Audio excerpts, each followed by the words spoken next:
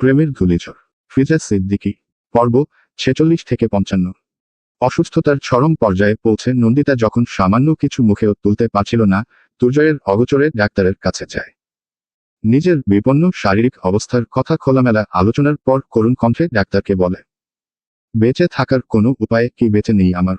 মর্মাহত চোখে নন্দিতার দিকে তাকিয়ে ডাক্তার অনন্যা ভরসার হাত বাড়িয়ে দিয়ে নরম কণ্ঠে বলেন, আপনার শারীরিক অবস্থার মতিগতি আমার কিছু ঠিক লাগছে না। এমনও হতে পারে আপনার বডি সেই ব্লাড অ্যাকসেপ্ট করতে পারছে না বলে এমন রিয়েকশন। স্যাম্পেলের ব্লাড গ্রুপ আপনার গ্রুপের সাথে ম্যাচ না করলে সেটা রিজেক্ট হয়ে যাওয়ার সম্ভাবনা 60%। এক্ষেত্রে আমরা খানিকটা আশা রাখতে পারি। সবার আগে আমাদের কিছু টেস্ট করতে হবে আপনার শারীরিক অবস্থা বোঝার জন্য। এত ঝামেলার মাঝে সেসব কথা প্রায় ভুলতে বসেছিল নন্দিতা। আজ কোর্ট রুমের সামনে দাঁড়িয়ে থাকা ডাক্তার অনন্যাকে দেখে মনে পড়ে তার রিপোর্টের কথা। 3 দিন আগের রিপোর্ট আনার ডেট ছিল, সে যায়নি বলেই কি ডাক্তার অনন্যা আজ এখানে? আপনার যা কিছু বলার আছে উইটনেস বক্সে এসে বলুন। বিচারকের কথা শুনে মাথা নাড়িয়ে অনন্যা এগিয়ে যায় উইটনেস বক্সের দিকে। সেখানে দাঁড়িয়ে নন্দিতার দিকে তাকাতেই এগিয়ে আসে সে। কৌতূহল ভরা কণ্ঠে প্রশ্ন করে, ডক্টর অনন্যা, আপনি এখানে? আপনার ব্যাপারে সবটা শোনার পর আমার রাতের ঘুম উড়ে গিয়েছিল। একটা মানুষ কিভাবে আর একজনকে এতটা ভালোবাসতে পারে সেই হিসেব মিলিয়ে উঠতে পারছিলাম না। একজন ডাক্তার হিসেবে আমি আমার সর্বোচ্চটুকু দিয়ে চেয়েছিলাম আপনি সুস্থ, স্বাভাবিক একটা জীবন ফিরে পান।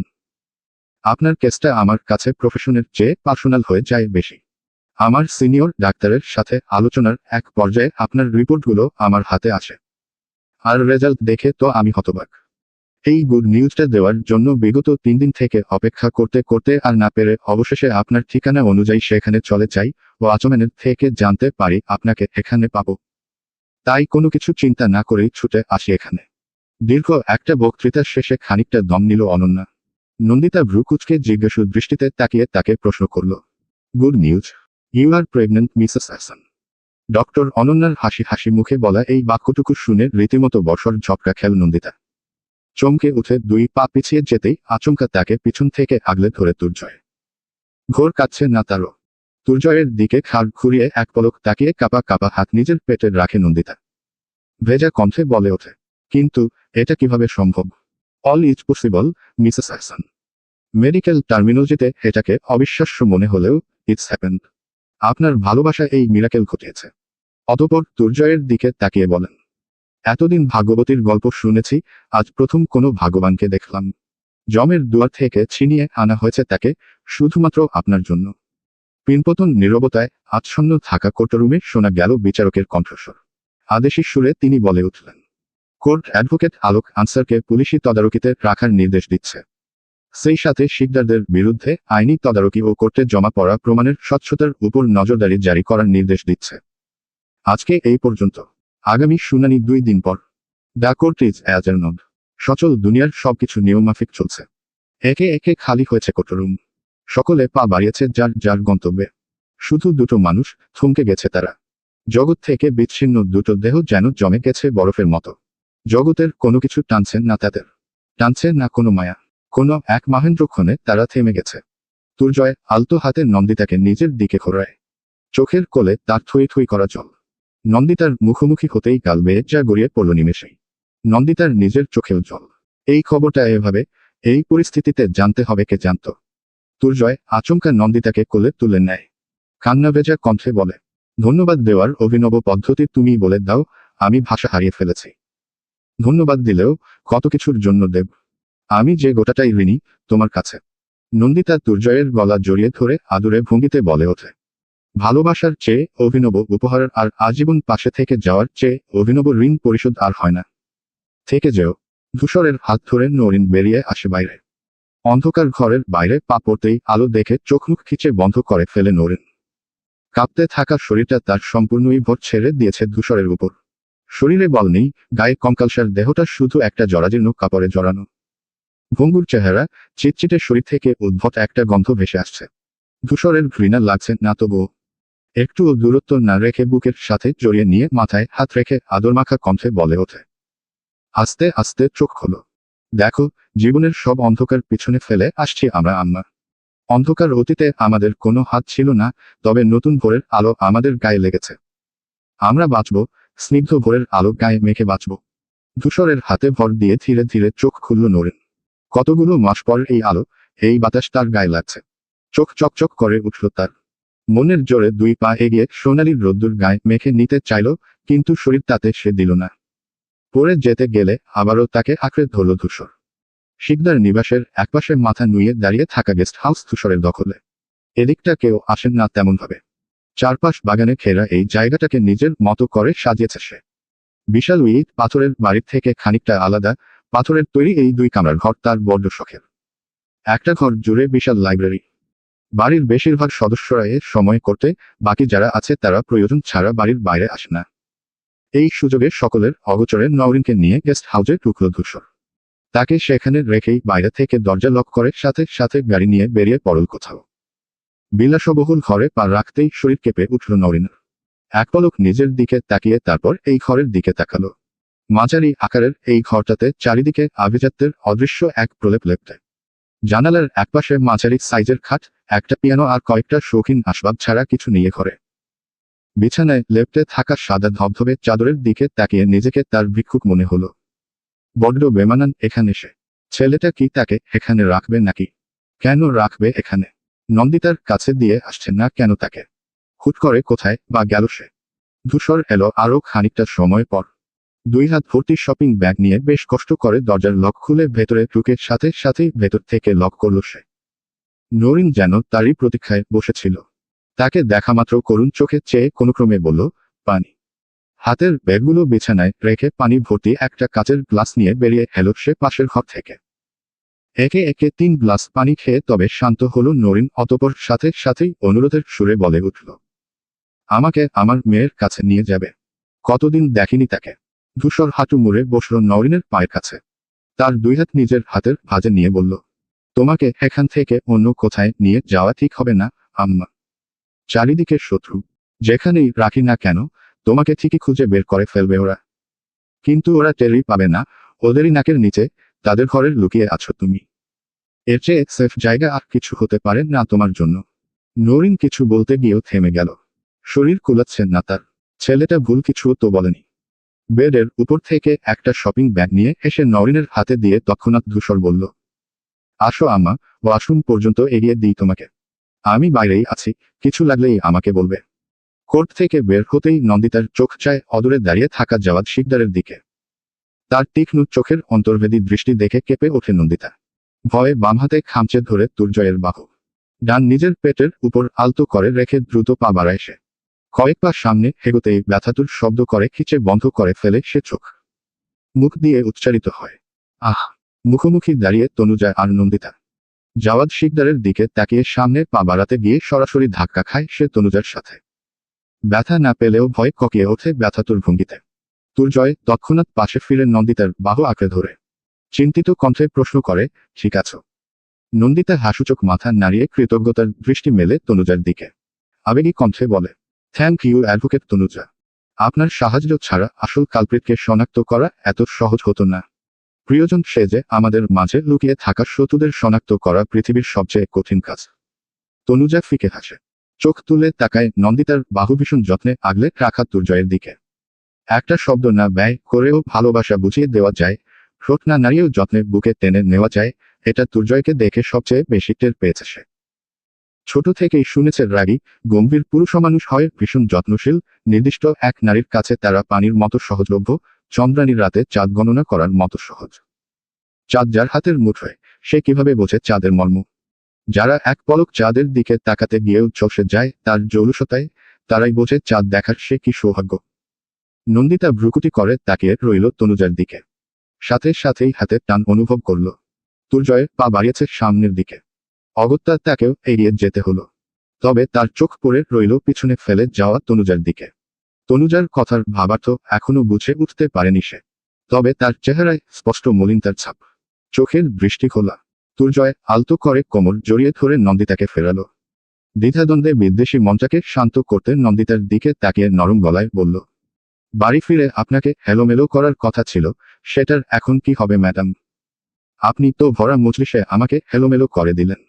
নন্দিতা দুর্বোধ্য হাসে।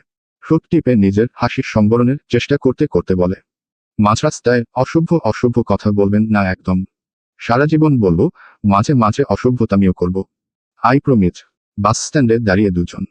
কলকাতা শহরের উঁচু উঁচু ইমারত আর মাথা উঁচিয়ে দাঁড়িয়ে থাকা ল্যাম্পপোস্টগুলো একে একে অভ্যর্থনা জানাচ্ছে পিছালা ওয়ানওয়ের রাস্তাগুলোতে চলতে থাকা যানবাহনগুলোকে।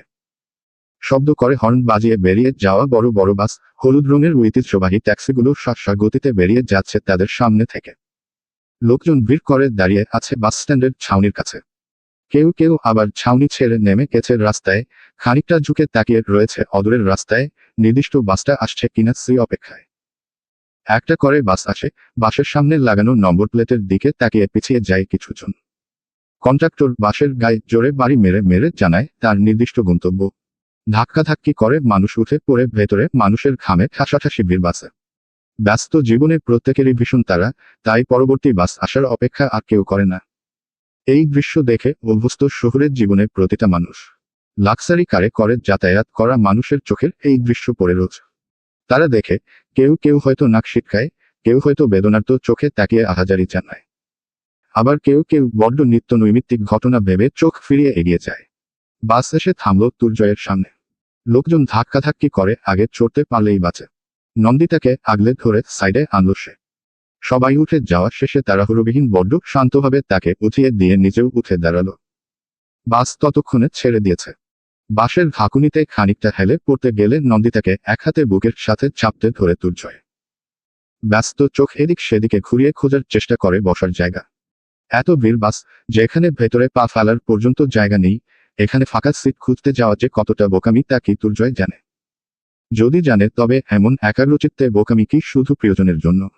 কর্নারের একটা ফাঁকা জায়গায় পিঠ গলিয়ে এগিয়ে গেল তুর্জয়। নন্দিতাকে সেখানে দাঁড় করিয়ে তার দিকে মুখোমুখি হয়ে ভিড়ের মুখোমুখি প্রতিরোধক হয়ে দাঁড়িয়ে পড়ল সে। অনেকটা ক্যাঙ্গারুর তার সন্তানকে গর্ভে লুকিয়ে রাখার মতো করে লুকিয়ে রাখল নন্দিতাকে। নন্দিতা হাসল। স্নিগ্ধ, চঞ্চল সেই হাসিতে কতখানি মুগ্ধতা লুকিয়ে আছে তা কি তুর্জয় জানে? নন্দিতাকে হাসতে দেখে ভ্রু উঁচিয়ে উঠল তুর্জয়। যার অর্থ, কি হয়েছে? নন্দিতা প্রথমে না সুলভ ভঙ্গিতে মাথা নাড়াল, যার অর্থ কিছু হয়নি। কিন্তু পরক্ষণেই একটা দুষ্টু বুদ্ধি চেপে বসল তার মাথায়। তুর্জয়ের কানের কাছে মুখ এগিয়ে নিয়ে বড্ড ধীর কণ্ঠে বলল, আপনাকে এখন একটা চুমু খেতে ইচ্ছে করছে। তুর্জয়ের ঠোঁট বাঁকিয়ে হাসে। নন্দিতার মতো একই ভঙ্গিতে তার কানে ফিসফিস করে বলে, তুমি আজকাল পাবলিক জায়গায় আমার মান সম্মান নিয়ে টানাটানি করছো, আমি কোলে কোথায় লুকাবে? আপনি কেন করবেন? আমার ইচ্ছে হচ্ছে তাই। কি ইচ্ছে হচ্ছে? এভাবে দাঁড়িয়ে ঝট করে তোমার ঠোঁট আঁকড়ে ধরে লম্বা একটা চুমু খেতে। এত ডেসপারেট হওয়া ভালো না মিস্টার। আপনি করে দিচ্ছেন, আরও করে দেব। আলতো করে ঠোঁটে ছুঁয়ে। আমি কিন্তু শুধু ঠোঁট ছুঁয়েই শান্ত থাকি না ম্যাডাম, সামলাতে পারবেন তো এভাবে? নন্দিতা ঝট করে সরে গেল। এলোমেলো দৃষ্টিতে এদিক সেদিকে তাকিয়ে নিজের মনোযোগ ব্যস্ত রাখার চেষ্টা করল। কারণ এই লোক লাগামছাড়া হলে সত্যি করে বসতে পারে কিছু। তুর্জয়ের ঠোঁট আলগা করে শব্দহীন হাসে। নন্দিতা সেদিকে তাকিয়ে মুখ বাঁকিয়ে দাঁড়িয়ে থাকে চুপচাপ আগের মতো। এতগুলো মাস পর পানির ছোঁয়া পেয়ে শরীর, মন ফুরফুরে হয়ে উঠল নরিন। শরীর লাগোয়া ব্যথায় জ্বালাপোড়া হলেও মানসিক শান্তি মিলছে তার। তাই জ্বালাপোড়ার ব্যথা সয় নেওয়া যায়। চামড়ার উপর পুরো আস্তরণে লেপ্টে থাকা ময়লার স্তর ঘষে ঘষে পরিষ্কার করছে সে। যেন এগুলো ময়লা নয়, শিকদারদের গ্লানি, যা এক বিন্দু পরিমাণের রাখতে চায় না তার শরীরে। শরীর ছিলে গেলে যাক, রক্ত বের হলে হোক, তবুও এই চামড়া থেকে তাদের সরতেই হবে।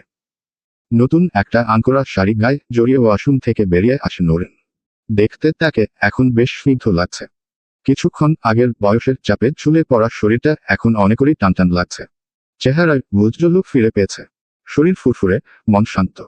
নিজেকে ভীষণ হালকা হালকা অনুভব হচ্ছে তার। ধূসর তাকে বিছানায় বসিয়ে দেয়। প্যাকেট থেকে খাবার বার করতে করতে বলে ওঠে, আম্মা, তুমি কি পছন্দ করো আমার তো জানা নেই। তাই মাছ, মাংস, সবজি রেস্টুরেন্টে যা যা ছিল মোটামুটি সবই এনেছি। কোনটা খাবে বলো? খাবারের ঘ্রাণে পেট ফুঁসে উঠল তার। এতক্ষণের খিদেটা মাথা চাগার দিয়ে হুলস্থুল করতে লাগলো পেটের মধ্যে। নরিন পেট চেপে ধরে ধূসরকে উদ্দেশ্য করে বলল, কিছু একটা দাও, প্রচণ্ড খিদে পেয়েছে। ধূসরের চোখ ছলছল করে উঠল। প্লেটে ভাত, সবজি, মাংস সহ আরো কয়েক পদ এলে নিয়ে এগিয়ে গেল সে বিছানার দিকে। নরিন নির্নিমেষ চোখে তাকিয়ে আছে ধূসরের দিকে। এই ছেলেটাকে তার ভীষণ মনে ধরেছে। একটা মানুষ এতটা নির্ভেজাল, এতটা ভালো হয় বুঝি? শিকদার বংশে এই কোমল পদ্ম জন্মালো কিভাবে? এই স্নিগ্ধ নির্মল পদ্ম তার গর্ভে জন্ম কেন নিল না? সাথে সাথেই তার মনে পড়ল নন্দিতার বিয়ে হয়েছে ওই বাড়ির মালিকের বড় ছেলের সাথে। ছেলেটাকে সে কখনো দেখেনি। নন্দিতা কেমন আছে কে জানে। আচ্ছা, এই তার সামনে বসে থাকা ছেলেটা যদি নন্দিতার স্বামী হতো, খুব কি ভুল হতো। রকিং চেয়ারে বসে অজগরের মতো ফুঁসছেন জাওয়াদ শিকদার। মাত্র কয়েক ঘন্টার ব্যবধানে তারই গোপন ডেরার খোঁজ কিভাবে পেল বাইরের মানুষ। শিকদারদের গর্তে হাত বাড়ানোর মতো সাহস এখনো ওই দুই চুনিপুটির হয়নি।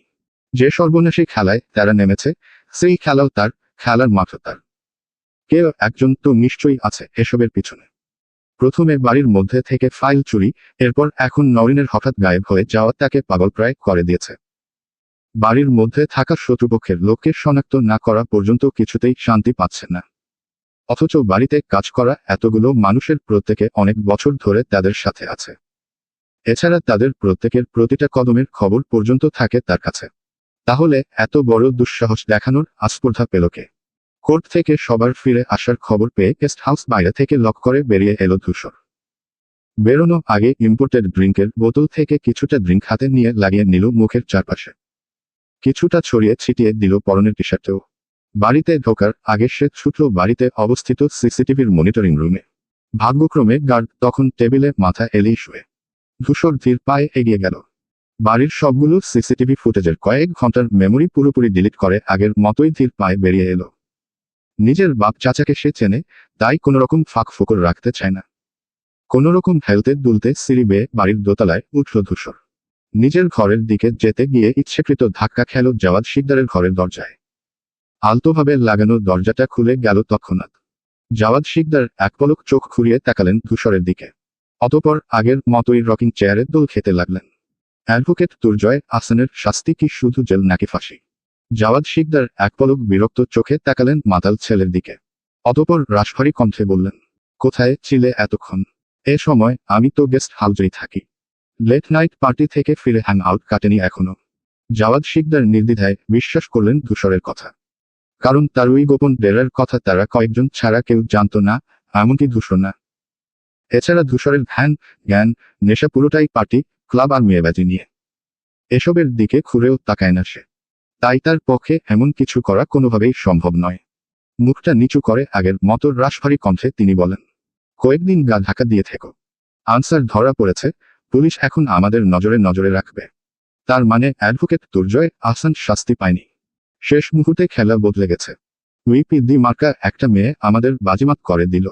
বাপের মতোই কথাবার্তা, বিচক্ষণতা। তাই তাকে বাপের কাছে পাঠানোর ব্যবস্থা করতে হবে তাড়াতাড়ি। অ্যাডভোকেট দুর্জয় তো এমনিতেই বেশি দিন নেই আর। ওর লাশ দেখে মেয়েটা এমনিতেও জীবন্ত লাশ হয়ে যাবে। এত কষ্ট করতে হবে না আমাদের। জাওয়াদ শিকদার চঞ্চল পায়ের রকিং চেয়ারের দোল খেতে খেতে ধূসরকে বললেন আজকে কোর্টের সব ঘটনা। ধূসর নিজেও ভীষণ অবাক হলো। নন্দিতার এই রূপ অজানা ছিল তারও। অবশ্য সে কতটুকুই বা চেনে তাকে। কয়েকবার চোখের দেখা আর খানিকটা কাটোকাট জবাবের মোহে যেভাবে আটকা পড়েছে, বেশি জানলে আবার যন্ত্রণা বেড়ে যেত কয়েকগুণ। তবে আম্মা কি জানতেন? ভাবনাগুলো মাথায় নিয়েই জাওয়াদ শিকদারের ঘর ছাড়ল সে। পুরো শিকদার বাড়ি তন্ন তন্ন করে খোঁজা হলো, কিন্তু নরিনকে পাওয়া গেল না কোথাও। পুরো শহরের অলিতে গলিতে পাগলা কুত্তার মতো খোঁজা হচ্ছে এখন তাকে। এসব দেখে ধূসর ঠোঁট বাঁকিয়ে হাসে। মনে মনে বলে, ছোট ছিলাম, তাই আমার মাকে বাঁচাতে পারিনি তোমার থাবা থেকে। তবে আম্মাকে আমি জীবন দিয়ে হলেও রক্ষা করব জাওয়াদ শিকদার। যত ফোর্স লাগানোর লাগিয়ে নাও, আমিও তোমারই ছেলে। ঘরে ঢুকে দরজা লক করে আয়েশ করে কাউচে বসল ধূসর। অতঃপর ঠোঁটের কোণে ক্ষীণ হাসি ফুটে ডায়াল করল পরিচিত একটা নম্বর। কোর্ট থেকে সোজা হোটেলে গিয়ে উঠেছে দুর্জয় আর নন্দিতা। আপাতত ফ্ল্যাটে ফেরার কোনো ইচ্ছে নেই দুর্জয়ের। যতদিন না শিকদারদের কঠিন থেকে কঠিনতম শাস্তি সে দিতে পারছে, কোনোভাবেই নন্দিতাকে রাখা যাবে না ওখানে। ওদের নজরের আড়ালে রাখতে হবে নন্দিতাকে। তাদের ফ্ল্যাটের চেয়ে এই নামি দামি হোটেলের সিকিউরিটি অনেকগুণ উন্নত। প্রয়োজনে স্পেশালি ইনস্ট্রাক্ট করবে তাদের। তবুও নন্দিতা আর তাদের অনাগত সন্তানের উপর একটুও আঁচড় লাগতে দেবেন না সে। ফ্রেশ হয়ে সবেমাত্র ওয়াশরুম থেকে বের হয়েছে নন্দিতা। দুর্জয় কিছু ফাইল নিয়ে স্টাডি করছিল, নন্দিতাকে দেখে ফাইলগুলো সাইডে রেখে সোজা হয়ে বসে বেডে। অতঃপর দুই হাত বাড়িয়ে ভীষণ আদুরে ভঙ্গিতে বলে, কাম ফাস্ট। সদ্য গোসল শেষ করে আধভেজা আলুথালু চুলে হাত চালাতে চালাতে নন্দিতা এগিয়ে যায় দুর্জয়ের কাছে। এই ডাক উপেক্ষা করার স্পর্ধা তার নেই। কিছু মানুষ হয় স্বল্পভাষী, অথচ তাদের প্রতিটা কথা হয় তীক্ষ্ণ ফলার মতো। যেটুকু বলে ওটুকুই যথার্থ। তারা এক বাক্যে 100 শব্দ বিশ্লেষণ করার ক্ষমতা রাখে। দুর্জয়ও সেই প্রকৃতির মানুষ। অল্প কথায় তার অনুভূতি প্রকাশের চেষ্টা করে সে। তার কথা মুখে কম, ইশারায় প্রকাশ পেয়ে বেশি। এই এত অল্প কথায় শুধু তাকে কাছে ডাকল না, বরং ইশারা ইঙ্গিতে বোঝালো, এখনই আমার বুকে এসো তুমি। অনেক হয়েছে দূরত্ব, এখন ছুটি করে বুকে মাথা রেখে শুয়ে থাকো। নিজেও শান্তি খুঁজে পাওয়া, আমাকেও শান্ত করো। দুর্জয়ের বুকের মাঝে গুটিসুটি হয়ে শুয়ে আছে নন্দিতা। আর দুর্জয় বেডে হেলান দিয়ে তাকে আগলে ধরে রেখেছে। নিঃশব্দ বহু শব্দের বিচরণ চলছে তাদের মাঝে। একে অন্যের নিঃশ্বাসের শব্দে কত কথা যে বলে চলেছে একমাত্র তারাই জানে। আচমকা নন্দিতার ভেজা চুলের নজর পড়তেই খানিকটা রাগান্বিত কণ্ঠে দুর্জয় বলে, এই সন্ধ্যায় চুল ভেজানোর কি খুব দরকার ছিল? নন্দিতার উত্তরের অপেক্ষা করল না সে, বরং হাত বাড়িয়ে বেডে পড়ে থাকা আধভেজা তোয়ালেটা তুলে নিল। নন্দিতাকে সোজা করে বসিয়ে অপরিপক্ক ভঙ্গিতে দুই হাত দিয়ে আলতো হাতে মুছিয়ে দিতে থাকল তার মাথা। নন্দিতা হেসে কুটি কুটি হয়ে ফলে পড়ছে বারবার। আর দুর্জয় তাকে বারবার ঠিক করে বসিয়ে মাথা মুছিয়ে দেওয়ার চেষ্টা করছে। আমার মাথার উপর দিয়ে ঘূর্ণিঝড় বয়ে যাচ্ছে, চুলগুলো সুস্থভাবে বেঁচে ফিরলে হয়। হাসিতে গড়িয়ে পড়তে পড়তে নন্দিতার বলা কথা শুনে ভ্রু কুঁচকে তাকালো দুর্জয়। জেদি কণ্ঠে বলল, ওঠো দেখি, ভালো করে চুলগুলো মোছাতে দাও। একদম বাচ্চামি করবে না। দুর্জয়ের কথা শেষ হওয়ার আগেই নন্দিতার ফোন বেজে উঠল। নম্বর না দেখেই কলটা রিসিভ করে নন্দিতা। হাসির রেশ তার কাটেনি তখনও। হাসতে হাসতেই বলল, হ্যালো, কে? হাসিটা বেশি মিষ্টি নাকি আপনার কণ্ঠে বলে বেশি মিষ্টি লাগছে? নন্দিতা থেমে গেল তৎক্ষণাৎ। নিজেকে সামলে নিয়ে কাঠোকাঠ কণ্ঠে বলল, আপনার কল আশা করিনি। আমাকেই বা কবে আশা করেছিলেন? কথা শেষ? না, মাত্র শুরু। শুনলাম আজ সব। তো ওয়েল ডান। আপনার মতো বাঘিনীর থেকে এমন কিছুই আশা করেছিলাম। কামব্যাকটা দারুণ ছিল। শুধু এটুকুই শুনেছেন, আর কিছু শোনেননি? ধূসর দীর্ঘশ্বাস ছাড়ল। মলিন কণ্ঠে বলল, শুনেছি। এখন নিজেকে অসভ্য, বর্বর, কাওয়ার জাতির একজন বলে মনে হচ্ছে না। একদমই না। বরং যাওয়ার আগে আপনার জন্য একটা গল্প রেখে যাচ্ছি। তাকে শোনাবেন, কেউ আপনাকে কতখানি ভালবাসত। পূর্ণতা না পাক, গল্প হয়ে থেকে যাক না হয় আপনার জীবনে। বালাই সাত। তার বাবা মায়ের প্রেমের গল্প শুনতে শুনতে তার গোটা জীবন ফুরিয়ে যাবে। পরপুরুষের কুদৃষ্টির গল্প তাকে আর নাই বা শোনালাম। নন্দিতা, নিজেকে ভিকটিম প্রমাণ করার চেষ্টা করবেন না। একজন বিবাহিত নারীর প্রতি উতলে পড়া প্রেমকে ভালোবাসা বলে না, বলে নোংরামি। আর আপনি তো সেই নোংরায় বাস করা একটা কীট, এর চেয়ে বেশি কিছু আশা করাও যায় না আপনার থেকে। আপনাকে ছিনিয়ে নিয়ে আসার ক্ষমতা আমার আছে, নন্দিতা। আমি চাইনি বলে আপনি আজও আপনার স্বামীর বুকে নিঃশ্বাস ফেলছেন। আপনাকে নিঃস্ব করে দেওয়ার ক্ষমতাও আমার আছে। করিনি বলে আজও আপনি পরিপূর্ণ। আপনার উপর আসা আঘাতগুলো আমি প্রতিহত করেছি বলে টেরও পাননি আপনি। আর আমার সেই ভালোবাসাকে আজ নোংরা বললেন আপনি। ভালোবাসা যদি পাপ হয় তবে অনুভূতি এলো কেন? শত্রুর বউকে ভালোবেসে নিজের ঘরের শত্রু হওয়ার মতো অপরাধে আমাকে কি শাস্তি দেওয়া যায় বলুন তো? ধূসরের কণ্ঠ কাঁপছে। নিজের অপমান সে মেনে নিয়েছে মুখ বুজে। কিন্তু তার নিখাত ভালোবাসার অপমান মানবে কিভাবে? সে তো স্বার্থ খোঁজেনি। খানিকটা থেমে নিজেকে শান্ত করে আবারও বলল, আপনাকে পাওয়ার চেয়ে না পাওয়াটাই আমি বেশি ভালোবাসি। কারণ একজন দুঃখ পেলে তবেই অপরজন সুখ পায়। নিজের যন্ত্রণা সইতে পারবো, কিন্তু আপনার ভেঙে যাওয়া না। অস্বস্তিতে নন্দিতা এদিক সেদিকে দৃষ্টি ফেরায়। ফোনটা সে স্পিকারে রেখে দুর্জয়ের বুকে মুখ গুজে কথাগুলো বলছিল।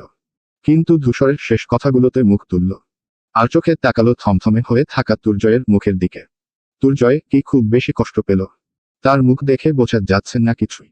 প্রসঙ্গ বদলাতে খানিকটা নরম সুরে নন্দিতা বলল, মা কেমন আছে? ভালো আছেন এখন কিছুটা। শরীরে ক্ষত বেশ, প্রপার ট্রিটমেন্ট তো এই মুহূর্তে করা সম্ভব নয়। তবে ধীরে ধীরে সুস্থ হয়ে যাবেন। কোথায় লুকিয়েছেন? এভাবে বলা যাবে না। কোনোভাবে যদি নম্বর ট্র্যাক করে ফেলে তাহলে প্রাণের ঝুঁকিটা শুধু আমার একার হবে, আম্মা বেঁচে যাবে। আম্মা? ধূসর চওড়া হাসল। উৎফুল্ল কণ্ঠে বলল, থ্যাংক ইউ আপনাকে। কিছু না দিয়েও অনেক কিছু দিয়েছেন আমাকে। কলটা কেটে গেছে। নন্দিতা লম্বা একটা শ্বাস ফেলে দুর্জয়ের দিকে তাকালো। ভীষণ শান্ত, বরফের মতো ঠান্ডা চোখে একটায় তাকিয়ে আছে সে নন্দিতার দিকে।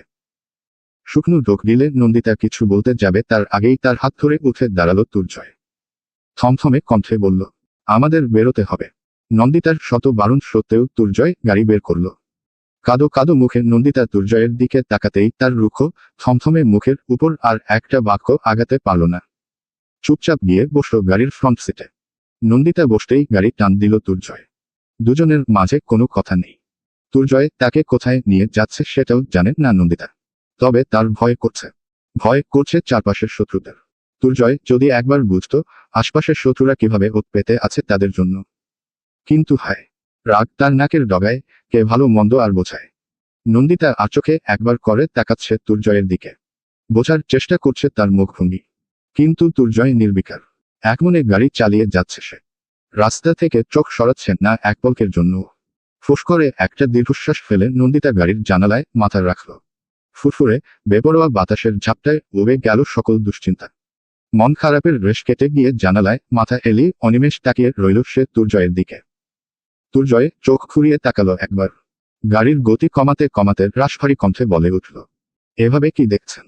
দেখিনি, ভাবছি। তার মানে আপনি আমাকে দেখছিলেন না? নন্দিতা খানিকটা ভ্যাবাচাকা খেল। জিভ দিয়ে শুষ্ক ঠোঁট দুটো ভিজিয়ে কোমল কণ্ঠে বলল, আপনাকে দেখছিলাম, তবে ভাবছিলাম অন্য কিছু। জানানো যায়? নন্দিতা হেসে ফেলল ফিক করে। এই এতক্ষণ দুর্জয় তাকে আপনি করে কথা বলছে, এমনটা তার গাঢ় অভিমানের প্রকাশ। পুরুষ মানুষের বুকে রাগ কিংবা অভিমান জমলে সেটা জমতে দিতে নেই। না হাওয়া বাতাস পেয়ে পুরো আস্তরণ জমে যায়, এরপর তার উৎখাত করা বেশ কঠিন হয়ে পড়ে। আচমকা দুর্জয়ের দুই হাতের মাঝে মাথা গলিয়ে তার বুকে মাথা রাখল নন্দিতা। নিঃশব্দে শুনতে থাকলো নিরলস ভঙ্গিতে ওঠানামা করতে থাকা দুর্জয়ের হৃদস্পন্দন। দুর্জয় কপট রাগ দেখিয়ে বলল, উঠুন বলছি, পেটে ব্যথা পাবেন। এক বিন্দু অসাবধান হওয়া চলবে না আপনার মধ্যে এখন আমার ডাবল প্রাণ। নন্দিতা ভ্রু কুঁচকে ফেলল। সন্দিহান কণ্ঠে প্রশ্ন করল, মানুষের প্রাণ তো একটাই হয়, আপনার ডাবল প্রাণ কিভাবে? ওহু, মানুষের প্রাণ হয় দুটো, একটা আত্মিক আর একটা শারীরিক। এতদিন আত্মিক প্রাণটা ছিনিয়ে নিয়ে নিজের মাঝে বন্দি করে রেখেছিলেন, আর এখন তো শরীরে ধুকপুক করে স্পন্দিত হওয়া এটাকেও ছাড় দিলেন না। নিষ্ঠুর মানবী। আমি নিষ্ঠুর? অবশ্যই। বাংলার বেগম আজিমুন্নেসা যেমন শিশুদের কলিজা খেতেন, আপনি খান আমার প্রাণ। ইস, এসব উল্টা পাল্টা কথা বললে আমি এখনই নেমে যাব গাড়ি থেকে। মুখের লাগাম টানুন, এগুলো কেমন কথা? দুর্জয়ের মেজাজ এখন খানিকটা শান্ত। নন্দিতাকে রাগিয়ে দিয়ে এখন তার মেজাজ বেশ ফুরফুরে লাগছে। সামনের দিকে দৃষ্টি রেখে ঠোঁটে সামান্য হাসি ঝুলিয়ে ফিসফিস সুরে দুর্জয় বলল, লাগামটা শুধু মুখেই টানতে বলেছেন, কিন্তু বাকি সবকিছুতে লাগাম ছাড়া হওয়া যায় তবে? নন্দিতা ভ্রুকুটি করে দুর্জয়ের দিকে তাকিয়ে সরে এলো নিজের জায়গায়। কপট রাগ দেখিয়ে বলল, গাড়িটা চালান ঠিকঠাক, আর যে জাহান্নামে নিয়ে যাচ্ছেন আমাকে জলদি চলুন। জানতে চাইবে না কোথায় নিয়ে যাচ্ছি? না। প্রশ্ন জাগছে না? জাগছে। তাহলে জিজ্ঞাসা করো। উহু, যে মানুষটার হাত ধরে আমাকে পরপারে যেতে হবে, সেই মানুষ আমাকে অগ্নিকুণ্ডে নিক্ষেপ করতে নিয়ে গেলেও আমি হাসতে হাসতে চলে যাব। দুর্জয়ের হাসি হাসি মুখটা থেমে গেল সহসাই। আগের মতো থমথমে করে গাড়ির গতি বাড়ালো। নন্দিতা দুর্জয়ের বাহুর উপর আলতো করে হাত রেখে বলল, এভাবে রেগে যাচ্ছেন কেন? রাগ নেই। শুনুন না, আমাকে আজ কিছু দিলেন না আপনি। কি চাইবে বলো? আজ তুমি যেটাতে হাত রাখবে সেটাই তোমার। কথা দিচ্ছেন? দিচ্ছি। ভেবে দেখুন আর একবার। দ্বিতীয়বার ভাবার প্রশ্ন ওঠে না। আমি আজ ভুবনের সর্বোচ্চ সুখী মানুষ, এই সুখ অসুখের মতো ছড়িয়ে পড়ুক গোটা দুনিয়ায়। রক্তের প্রতিটা কণিকা জানুক আমি বাবা হতে যাচ্ছি। প্রতিটা রঙ্গুপ আন্দোলিত হোক এই খুশির জোয়ারে। আমাকে ছুঁয়ে যাওয়া বাতাসও ঈর্ষা করুক, নজর ফিরিয়ে দেখুক আমার সুখ। নন্দিতা অপলক চেয়ে রইল দুর্জয়ের দিকে। ঠিক সে সময়েই তার হাতে থাকা ফোনটা কেঁপে উঠল। স্ক্রিনের উপরে ভেসে ওঠা নামটা দেখে বিরক্তিতে ফোনটা রেখে দিল পাশে। অতঃপর দুর্জয়ের দিকে পূর্ণ মনোযোগ দিয়ে বলল, যদি কখনো আমি না থাকি, আপনি বাঁচবেন। নিজেকে সর্বোচ্চ ভালো রাখার চেষ্টা করবেন, নিজের জন্য বাঁচবেন। কথা দিন। দুর্জয় মারাত্মক রকম রেগে গেল নন্দিতার এমন কথা শুনে। রাগান্বিত স্বরে খানিকটা ধমকের সুরে বলল, অযথা আমার মেজাজ খারাপ না করলে চলে না আপনার। এসব প্রলাপ কেন বলছেন আপনি? মানুষ তো চিরদিন বাঁচে না। ধরুন যদি কখনো এমন হলো, স্ত্রীর শোকে স্বামী বেপরোয়া উন্মাদ হবে, ব্যাপারটা বড্ড বেমানান। এর চেয়ে বরং স্বামীর শোকে স্ত্রী উন্মাদ হোক, পাগল হোক। দুর্জয়ের কথাটা ধরতে পেরে নন্দিতা চোখ রাঙাল। রাগান্বিত কণ্ঠে বলল, গাড়ি থামান আপনি, এখনই থামান। দুর্জয় আচমকা ভড়কে গেল নন্দিতার ব্যবহারে। এত হঠকারিতা করার মেয়ে সে নয়। ভীষণ শান্ত মস্তিষ্কে সব পরিস্থিতি সামাল দিতে জানে সে। অথচ আজ তাকে লাগছে উন্মাদ, মরিয়া।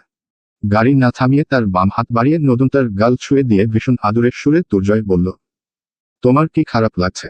বেশি কষ্ট দিয়ে ফেলেছি আমি। এই দেখো কান ধরছি আমি, আর বলবো না এসব। শান্ত হও প্লিজ শোনা।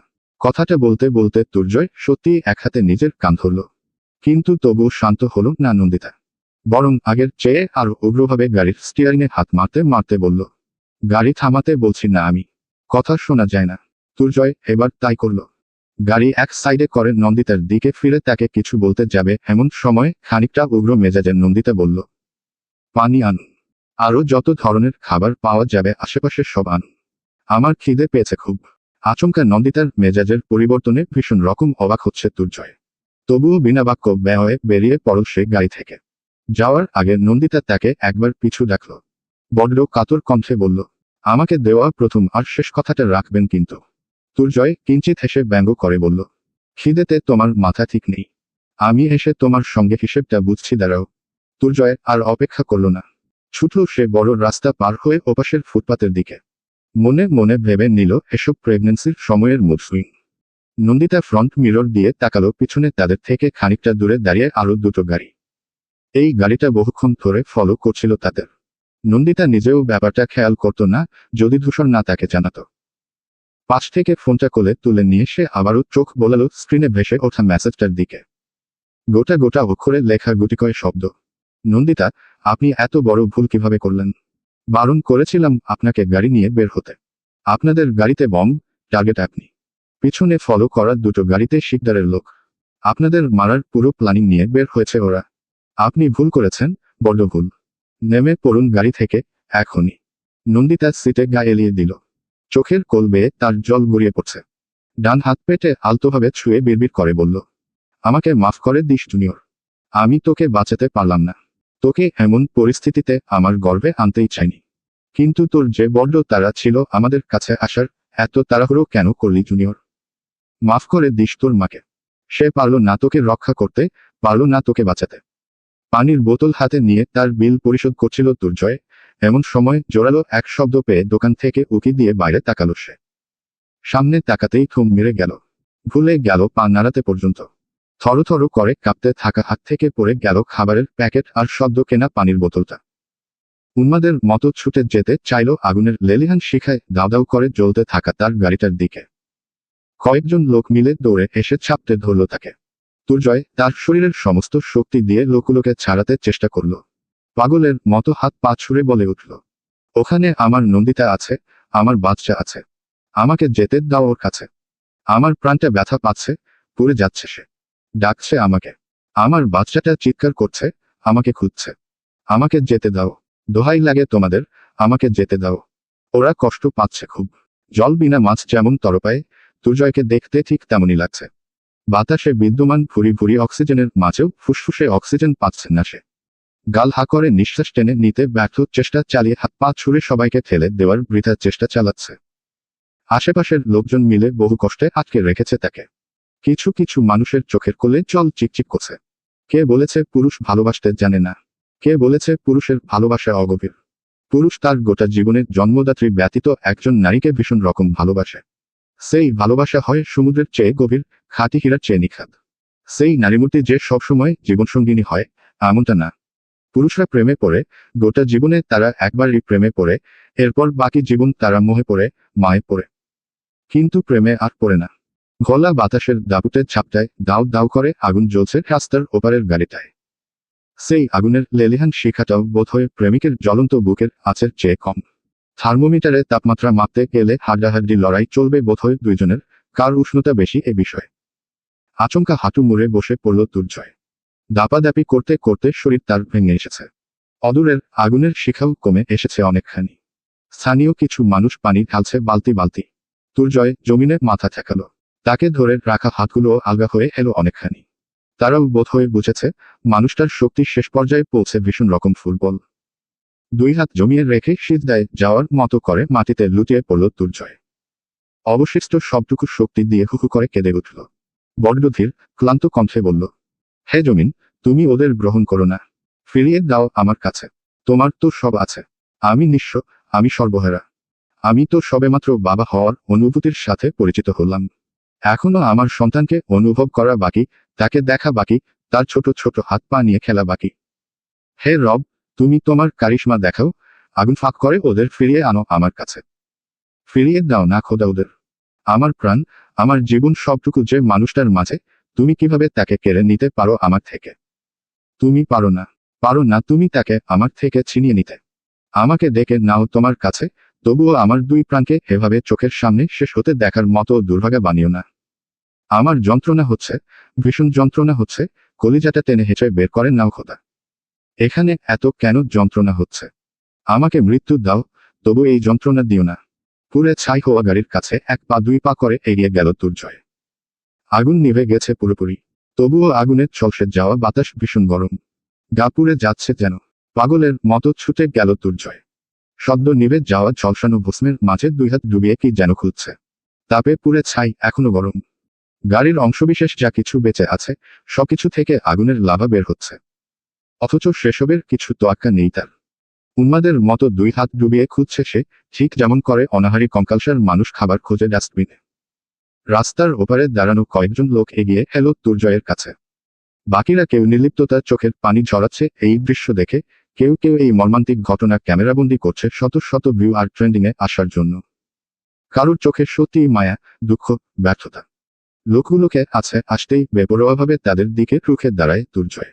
গর্জে উঠে বলে, বেঁচে থাকতে তো ছুতে দিলি না, ধরতে দিলি না, বাঁচাতে দিলি না, পোড়া লাশটা তো খুঁজতে দে।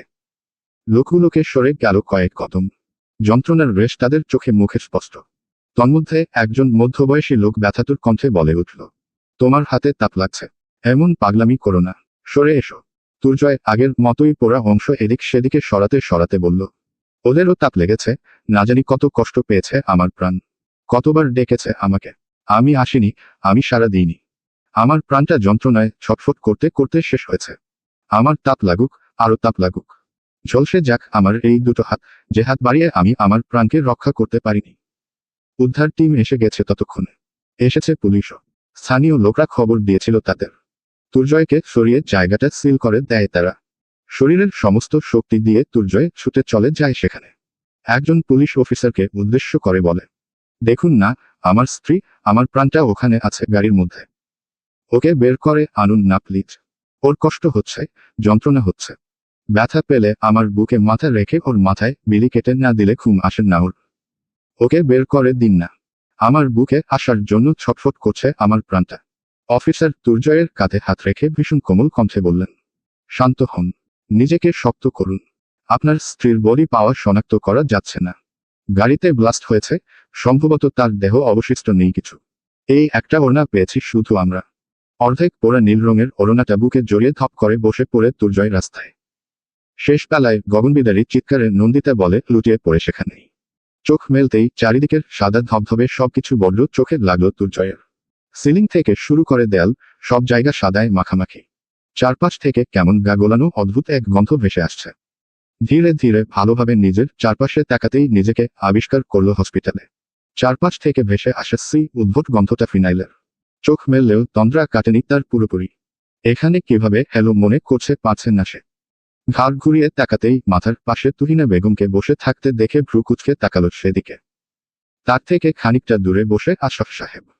হাত পা নাড়াতে গিয়ে ভীষণ জ্বালার যন্ত্রণা টের পেতেই ঘর থেকে বেরিয়ে এলো দুর্জয়। মনে পড়ে গেল তার ফেলে আসা সবকিছু। দুই হাতে প্যাঁচানো ব্যান্ডেজ নিয়েই উঠে বসার বৃথা চেষ্টা চালাতে চালাতে তুহিনা বেগমকে উদ্দেশ্য করে বলল, মা, তোমার মেয়েটাকে দেখলে? ওরা আমাকে দেখতে দিচ্ছে না একটুও। ভাবছে আমি মনে হয় ভয় পাবো। তোমার মেয়েটাও কি পাজি ভাবো, ওর শরীর একটু পুড়ে গেছে বলে কি আসবে না আমার সামনে? ওর পুরো শরীর পুড়ে গেলেও আমি ওকে ভালোবাসি। ওকে আমার সামনে আসতে বলো না। আমি একটুও ভয় পাবো না, নিয়ে আসুন না ওকে। তুহিনা বেগম আঁচল মুখে চেপে কেঁদে উঠলেন হু হু করে। ছেলেটাকে কিভাবে বোঝাবেন তিনি, মেয়েটা যে আর নেই। তার দেহের একটা অংশ আর অবশিষ্ট নেই। কিভাবে বুঝো দেবেন তিনি ছেলেকে জানেন না। তবুও বহু কষ্টে তাকে সামাল দিতে চট করে বলে বসলেন একটা মিথ্যা কথা। তুই আগে সুস্থ হ, ও পাশের ঘরেই আছে। তুই সুস্থ হলে আসবে এখানে। দুর্জয় বোধ হয়ে খুব একটা বিশ্বাস করল না তার কথা। তাই তো ব্যান্ডেজ প্যাঁচানো পোড়া হাত পা নিয়ে উঠে বসল।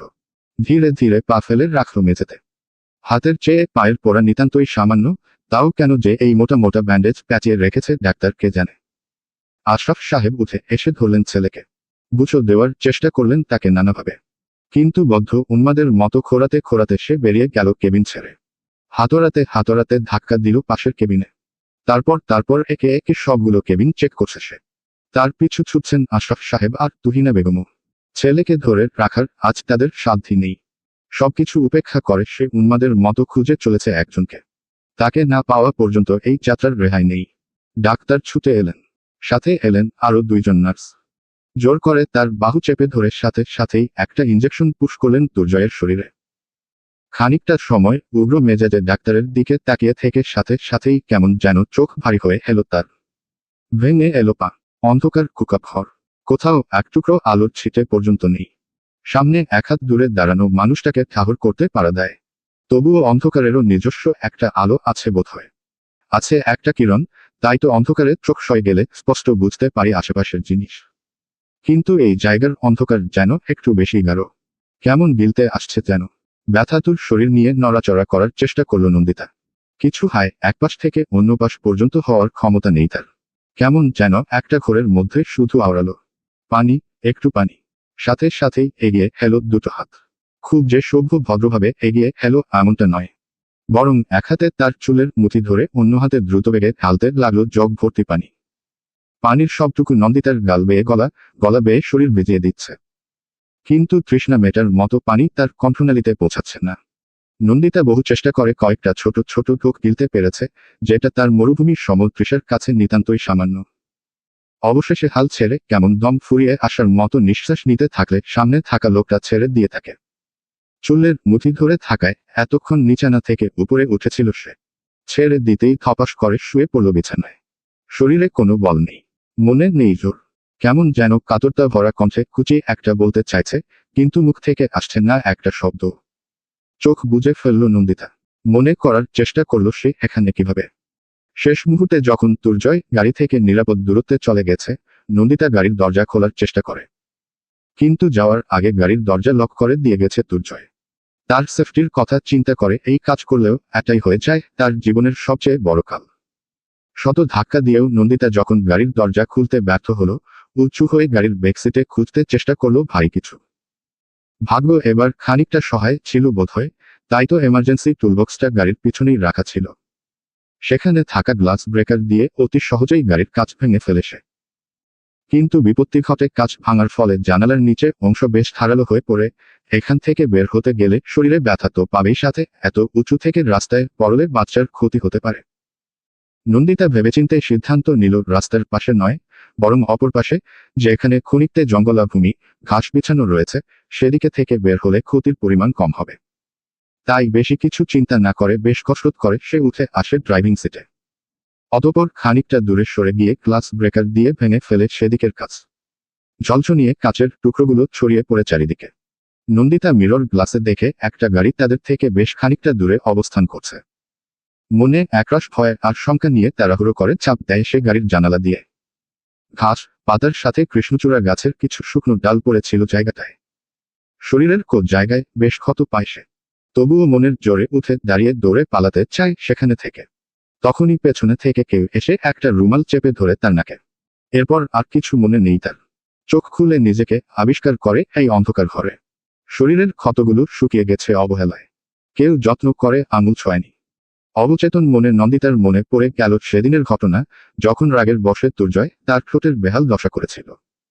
নিজের শরীরের চেয়ে বেশি ব্যথা তার চোখে দেখেছিল সে। কিছুক্ষণ পর পরই কেমন করে যেন আলতো করে ছুঁয়ে দিচ্ছিল। মনে হচ্ছিল এই ব্যথা যেন তার শরীরে। এর সবটুকু আঘাত বোধ হয়ে সে সহ্য করছে। জড়তপ্ত তাকে কি ভীষণ যত্ন করেই না আগলে রাখত সে।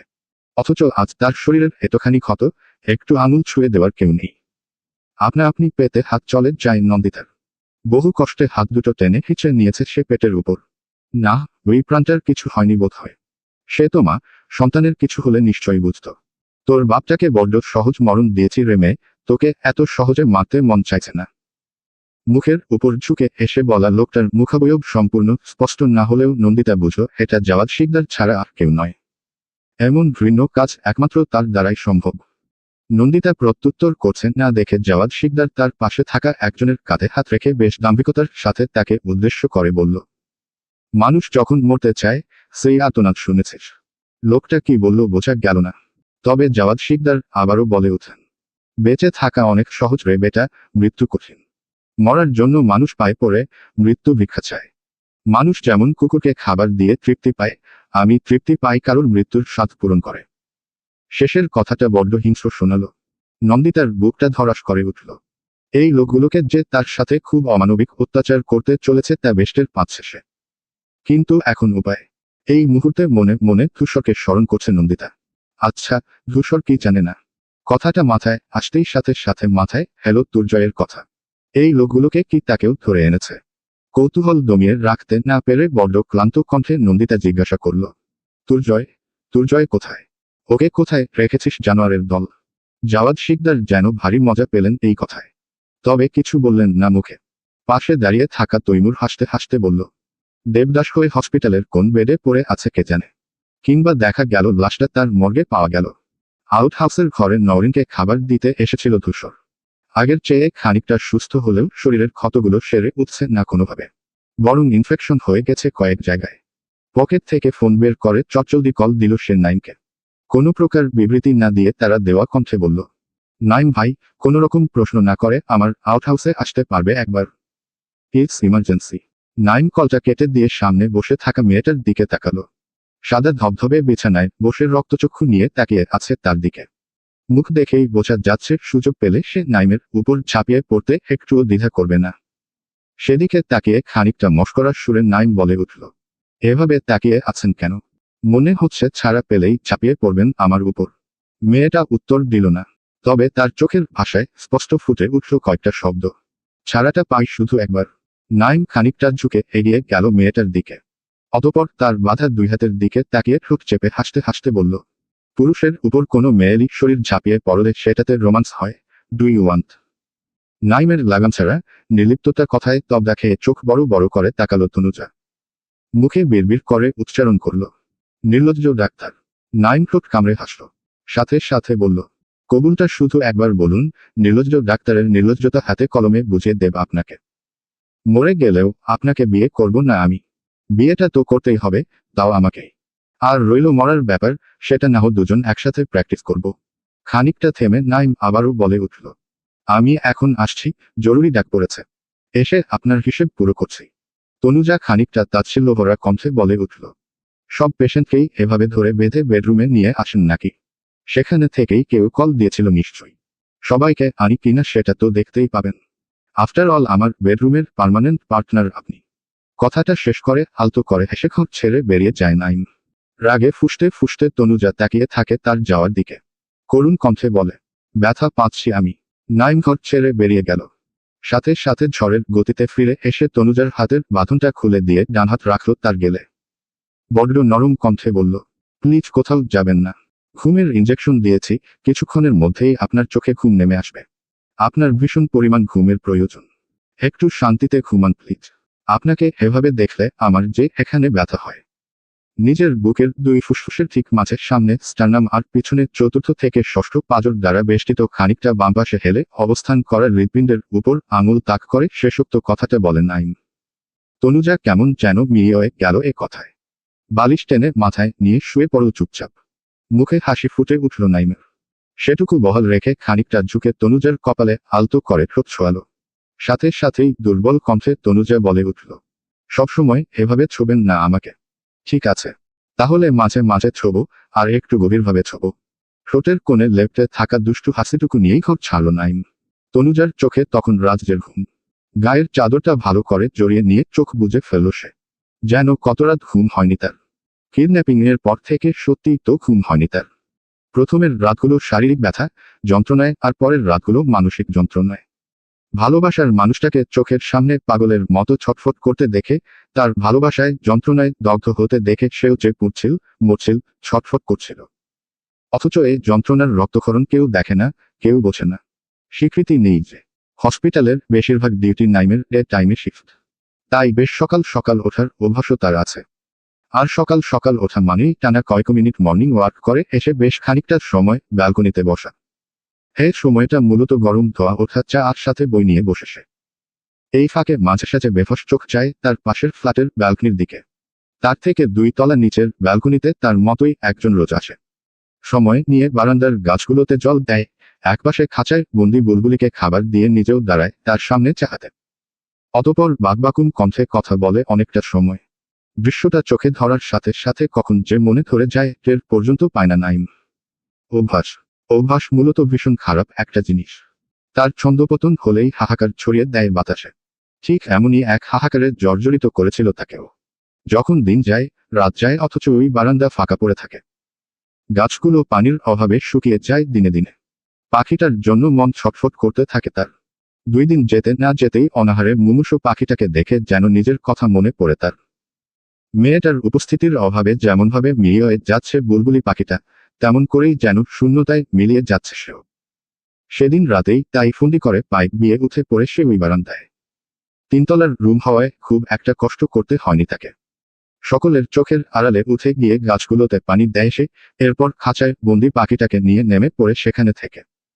এরপর থেকে পাখিটা তার কাছেই রয়েছে। ঠিক যেমনটা করে যত্ন করত মেয়েটা, সেভাবেই আদরে যত্ন রেখেছে সেও। আশ্চর্যের ব্যাপার হলো আজকের আগে মেয়েটার নাম পর্যন্ত জানত না সে। পরিবার থেকে বিচ্ছিন্ন হয়ে পাপমুক্ত একটা জীবন বেছে নিয়েছে নাইম বহু আগেই। নিজের মেধা আর পরিশ্রমে গড়ে তুলেছে নিজের একটা পরিচয়। পেশায় একজন কার্ডিওসার্জন। ভারতের নামি দামি হসপিটালের মধ্যে অন্যতম অ্যাপোলো হসপিটালের কলকাতার হাইকোর্টের সান্নিধ্যে অবস্থিত শাখার একজন জুনিয়র কার্ডিওসার্জন সে। হসপিটাল চত্বরে আচমকা অজ্ঞান হয়ে যাওয়ায় বেশ ভিড় জমে সেখানে। 2 জন নার্স মিলে টেনে তোলার চেষ্টা করে তাকে। সেখানে খানিকটা দূরে উপস্থিত ছিল নাইম। ভিড় দেখে এমার্জেন্সি ভেবে সেদিকে এগিয়ে এসে এমন অভাবনীয় কাউকে চোখের সামনে দেখবে কুৎসিনকালেও ভাবেনি সে। এতদিন ধরে মন যাকে খুঁজে চলেছে নীরবে, আজ তাকে এই অবস্থায় দেখে বুকের মাঝে মোচড় দিল তার। অতঃপর কাউকে কিছু বলার সুযোগ না দিয়ে নিজেই উঠিয়ে নিয়ে গেল তাকে কেবিনে। পাশ থেকে একজন নার্স সে সময় বেশ রসাত্মক কণ্ঠে বলল, ডক্টর নাইম কি আজকাল জেনারেল ফিজিশিয়ানের কাজও করছেন নাকি? ঠিক তখনই নাইম গাঢ় চোখে তাকে তনুজার মুখের দিকে। অতঃপর কণ্ঠে বেশ অধিকারবোধ এলে বলে, she is my special one. কথাটুকুর গভীরতা সেখানে উপস্থিত সকলেই বুঝল। তাই তো তাদেরকে ছেড়ে যে যার মতো ব্যস্ত হতে পড়ল নিজের কাছে। আউট হাউজের বাইরেই দাঁড়িয়ে ছিল ধূসর। নাইমকে দেখে শুকনো হাসল। অতঃপর তাকে নিয়ে ভেতরে ঢুকে আগের মতোই লক করে দিল দরজা ভেতর থেকে। নওরিনকে ড্রেসিং করতে করতে বেশ কয়েকবার চোরা চোখে তাকালো সে ধূসরের দিকে। শেষে বেশ কিছু ওষুধ লিখে একটা কাগজ ধরিয়ে দিল তার হাতে। সবকিছু ঠিকমতো বুঝিয়ে দিয়ে বের হওয়ার সময় ধূসরের দিকে আরো একবার তাকালো সে। নাইমের যেন ঠিক বিশ্বাস হচ্ছে না এটা ধূসর, সেই ধূসর যে দিনরাত মেয়ে আর মদে ডুবে থাকত। নাইমকে বারবার এভাবে তাকাতে দেখে ঠোঁট বাঁকিয়ে হাসল ধূসর। অতঃপর ঘাড় কাত করে খানিকটা লজ্জিত ভঙ্গিতে মাথা চুলকে বলল, সেসব বেশ বড় কাহিনী, অন্য এক সময় বলবো না। আপাতত জেনে রাখো, কারোর ভালোবাসায় আমাকে জানোয়ার থেকে মানুষ বানিয়েছে, অথচ সে আমাকে ভালোবাসে না। নাইমকে এখনো একইভাবে তার দিকে তাকিয়ে থাকতে দেখে ধূসর আবারও বলে ওঠে, তার মা, আমার আম্মা।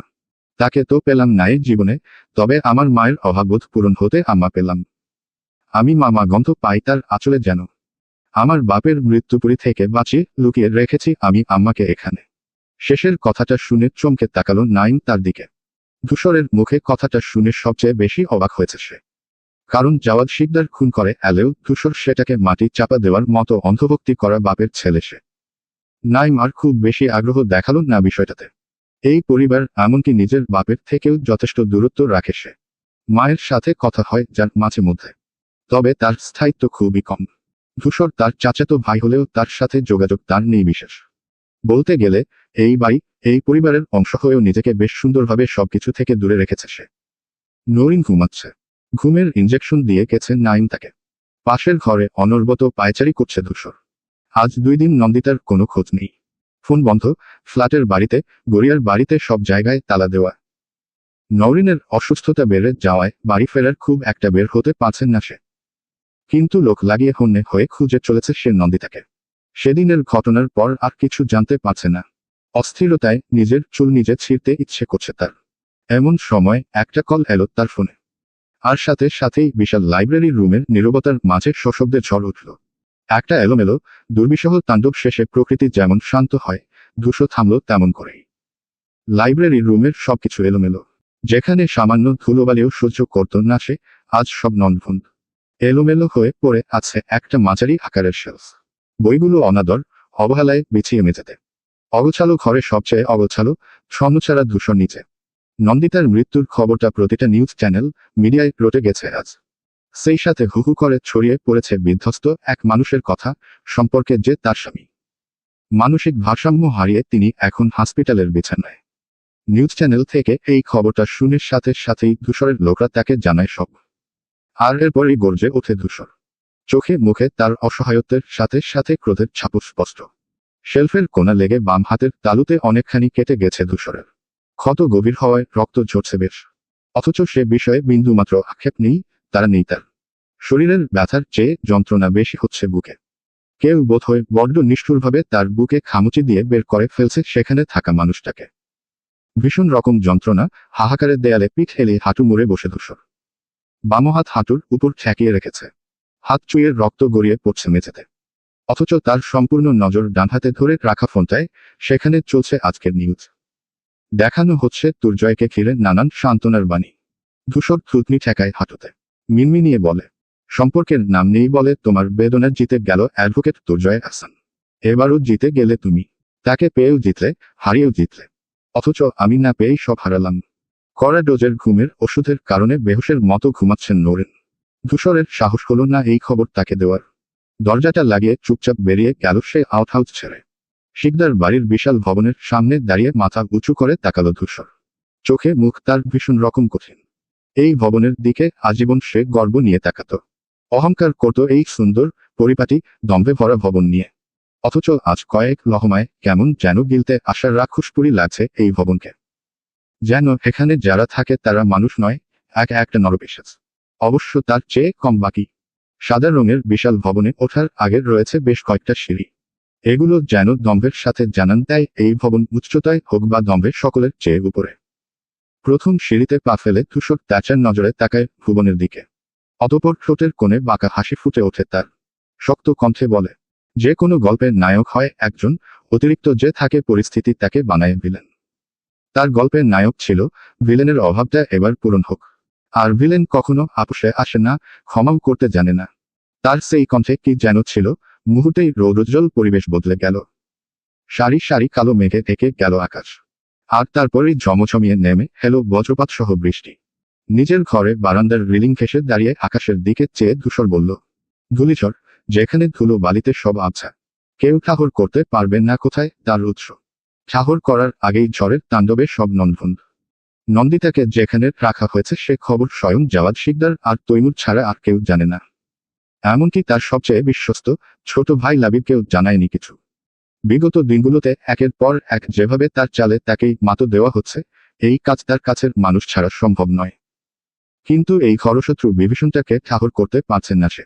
এজন্য আপাতত কাউকেই বিশ্বাস করছেন না সে। নিজেকে ছাড়া এই দুনিয়ায় বিশ্বাসযোগ্য কেউ না। নন্দিতা সরাতে তার যে ছেলেপিলেগুলো সাহায্য করেছিল, সেই তিনজনের লাশ পড়ে আছে তার সামনে। খুব বেশি কষ্ট হয়নি এতে তার। খাবারের সাথে বিষ মিশিয়েছিল শুধু। আর গর্দভগুলো ভেবেছিল তাদের কাজে খুশি হয়ে বকশিসের সাথে সাথে ভালোমন্দ খাওয়াও পাচ্ছে। হাহ, বোকা পাবলিক। এই জাওয়াদ শিকদার ভালো করেই জানে তাজমহলের রহস্য। তাজমহল বানানোর পর যেমন শ্রমিকদের হাত কেটে দেওয়া হয়েছিল, যাতে দ্বিতীয় কোনো তাজমহল এই দুনিয়ায় না বানানো হয়, ঠিক তেমনি নিজের গোপনীয়তা বহাল রাখতে সেও মেরে ফেলেছে এই তিনজনকে। না হলে কারোর হাতে ধরা পড়ে যদি নন্দিতার বেঁচে থাকার খবরটা ফাঁস করে দিত বড্ড লস হয়ে যেত তার। এমনিতেই পুলিশের তির্যক নজর তার দিকে রয়েছে। দোতলা ভাঙ্গাচোরা একটা বাড়ির ছাদে দাঁড়িয়ে যাওয়ার শিকদার। এ বাড়িটা বাইরে থেকে দেখলে মনে হবে বহু যুগ ধরে পুরো একটা বাড়ি, যার চতুর্দিকে আগাছা, ঘাস আর লতানো গাছগুলো এমনভাবে পেঁচিয়ে আছে যেন কত যুগ ধরে এদিকে কেউ আসে না। অথচ বাড়িটা বছর 5-এর পুরনো। জাওয়াদ শিকদারের সবচেয়ে গোপন ঘাঁটি এটা। পুরনো ঘাঁটির সন্ধান কোনোভাবে তার ছোট ভাই লাবিব শিকদার জেনে গিয়েছিল। সরাসরি বিক্ষোভ না দেখালেও মনে মনে বেশ অসন্তুষ্ট হয়েছিলেন তিনি। লাবিব যতই তার ক্রাইম পার্টনার হোক, তার ছেলে নাইমকে তাদেরকে শত্রু চোখে দেখে। আর ছেলের মোহে পড়ে লাবিব যে কোনোদিন তাকেই ধোঁকা দেবে না, তার নিশ্চয়তা আছে। নেই। তাই তো সে সময় তার প্রয়োজন পড়ে নতুন একটা জায়গার। খানিকটা জঙ্গলা ভূমি দেখে জায়গাটা কিনেছিলেন জাওয়াদ শিকদার সে সময়। হাইওয়ের পাশ দিয়ে জঙ্গল মারিয়ে বেশ খানিকটা ভেতরের দিকে আসতেই বেশ খানিকটা জায়গা একজনের কাছে স্বল্পমূল্যে পেয়ে সুযোগটা লুফে নেন। এরপর শ্রমিক লাগিয়ে এখানে 2 তলা বাড়ি বানান। আর একজন মালি ডেকে এমনভাবে সবকিছু সাজানো যেন ভ্রূণাক্ষরেও কেউ টের না পায় এই বাড়ি শব্দ বানানো। বরং বাইরে থেকে দেখলে যেন পড়ো ভুতুড়ে গা ছমছমে একটা ভাব দেয়। বাড়ির পিছন দিকে বেশ বড় বড় গাছ ঘেরা ঘন জঙ্গল। এ জঙ্গল তারই হাতে গড়া। আর সেখানে ছাড়া রয়েছে তারই পোষা 2টা পিটবুল টেরিয়ার প্রজাতির কুকুর। এই জায়গাটা এভাবে গড়ে তোলার পিছনে যে সব শ্রমিকদের তারা সকলে একে একে খাদ্য হয়েছে এই কুকুরদের। অর্থাৎ এখানের ঠিকানা যে একবার জেনেছে সে আর দুনিয়ার মুখ দেখেনি। বাড়ির পিছনের জঙ্গল থেকে কুকুরের ডাকার শব্দ হচ্ছে। হবে নাই বা কেন? বিগত 2 দিন ধরে যে জাওয়াদ শিকদার খাবার দেয়নি তাদের জন্য স্পেশাল খাবারের প্রিপারেশন নিচ্ছিল যে এই 2 দিনে। ঠোঁটের কোণের রহস্যময় হাসি তার। পরনের সাদা লুঙ্গির একটা কোট হাতে উঠিয়ে গাল ভর্তি গজিয়ে ওঠা দাড়ি গোফের উপর হাত চালালো সে। সামনে পড়ে থাকা লাশগুলো টানাহেঁচড়া করে সরিয়ে কবর দেওয়ার মন চাইছেন না জাওয়াদ শিকদারের। তাই মনে মনে কিছু একটা ভেবে খানিকটা সময় নিয়ে তাকিয়ে রইল আধখাওয়া খাবারের প্যাকেট হাতে গালে লেপ্টে থাকা খাবারের দিকে। খেতে খেতেই মরেছে সবগুলো। যাক অভুক্ত পেট নিয়ে মারেনি সে কাউকে। কথাটা ভেবে মনে মনে নিজেই হেসে উঠল উচ্চস্বরে। অতঃপর একটা একটা করে 3টা লাশি লাথি দিয়ে ফেলে দিল বাড়ির পিছনের দিকে। শব্দ পেয়ে কুকুরগুলো ছুটে এলো। তাদের ডাকের তীব্রতা বাড়ল আরো। এরপর খাদ্য পেয়ে উল্লাসে মেতে উঠল, ডেকে উঠল আরো খানিকটা। ঘরের মধ্যে থেকে স্পষ্ট শোনা যাচ্ছে কাছেই কোথাও বড্ড হিংস্রভাবে ডাক দিচ্ছে কুকুরগুলো। ডাক এমন যেন দেওয়ার ফুরে এখনই চলে আসবে তারা। আর ভেতরে থাকা মানুষকে ছিঁড়ে খুঁড়ে খেয়ে ফেলবে। নন্দিতার হাতটা কেঁপে কেঁপে উঠছে এই ডাকে। নিঃশ্বাস থেমে থেমে আসছে। না চাইতেও ভয় পাচ্ছে সে। ভীষণ রকম ভয়। এখান থেকে বের হওয়ার পথ তার জানা নেই, এখানে বেঁচে থাকার অবলম্বনও নেই। কতদিন বেঁচে থাকবে এখানে, কিংবা বলা যায় কতদিন বাঁচিয়ে রাখা হবে তাকে তাও জানে না সে। শরীরের ব্যথা ভুলে খানিকটা উঠে বসল সে। হাত পা ঠান্ডা হয়ে আসছে ভয়ে। চোখের কোল ঘেঁষে জল গড়িয়ে পড়ছে। এক হাত পেটে চেপে উপরে তাকিয়ে কাপা কাপা ঠোঁটে ভাঙা কণ্ঠে মৃদু স্বরে বলল, হে রব, তোমার নামে সঁপে দিলাম আমার সন্তানকে। তুমি আমাকে আমার সন্তানের খুনি বানিও না। যেটুকু দুর্ভোগ, যেটুকু খারাপ হওয়ার আমার হোক। কোনো মায়ের সামনে তার সন্তানকে যন্ত্রণা দিও না। তবে সেই মা যে আর বেঁচে থাকে না। ঘুম ভাঙতেই তনুজা নিজের মাথার কাছে আবিষ্কার করল নাইমকে। যে অবস্থায় বেরিয়েছিল এখনো একই পোশাকে ঘাড় কাত করে বিছানায় মাথা এলেই শুয়ে সে। হয়তো কিছুক্ষণ আগেই তন্দ্রা লেগেছে। ঘড়ির দিকে তাকাতেই খেয়াল করল এখন গভীর রাত। সারাদিন শুয়ে থেকে শরীরটা কেমন যেন ব্যথা করছে তনুজার। খানিকটা নড়েচড়ে উঠে বসার চেষ্টা করল সে। নরম গদির বিছানা খানিকটা নড়ে উঠতেই তন্দ্রা কেটে গেল নাইমের। আধো আধো চোখ খুলে তনুজাকে উঠে বসার জন্য কসরত করতে দেখে ঘুমের রেশ পুরোপুরি ছুটে গেল তার। তড়িঘড়ি উঠে গিয়ে কাঁধ ধরল তনুজার। পিঠের পিছনে বালিশ দিয়ে আলতো করে বসিয়ে দিল তাকে। তনুজা একদৃষ্টিতে তাকিয়ে নাইমের মুখের দিকে। এই মানুষটাকে সে চেনে না, জানেও না, অথচ কি ভীষণ যত্ন আর দায়িত্ববোধ নিয়ে আগলে রাখছে সে তাকে। অথচ যার জন্য মন ভাঙে, বুক পড়ে সে এক নজর ঘুরেও তাকায় না। ভালোবাসা এমন কেন? আমরা যাকে চাই তাকে ছাড়া পুরো দুনিয়া আমাদের আগলে নেওয়ার আপ্রাণ চেষ্টা চালায় কেন? এই অচেনা মানুষটার জায়গায় ওই পরিচিত চিরস্কার মুখটা এতটা কাছে থাকলে কি এমন ক্ষতি হতো? আলতো করে ঠোঁট ছোঁয়াতে পারত সে। নরম আদরে ছুতে পারত তাকে। উষ্ণ অশ্রুজলে ভিজিয়ে ফেলত তারও গাল। পছন্দ হয়েছে। নাইমের কথায় হকচকায় তনুজা। নজর ঘুরিয়ে তাকায় অন্যদিকে। নাইম এতে বেশ মজা পায়। এসির পাওয়ারটা খানিকটা কমিয়ে তনুজার কোমর পর্যন্ত চাদর টেনে দিতে দিতে বলে, এত খুঁটিয়ে খুঁটিতে দেখছিলেন, পছন্দ হয়েছে কিনা বললেন না তো? আমি ওভাবে দেখিনি তনুজার সোজাসাপটা জবাব। তো কিভাবে দেখতে চান বলুন? শার্টলেস নাকি একেবারে জামা কাপড়লেস? তনুজার রাগী চোখে তাকায় নাইমের দিকে। কণ্ঠেও সেই রাগের আভাস টেনে বলে, আপনার ভদ্রতা সভ্যতা ভীষণ রকমের লেস। ইমপ্রুভ ইট।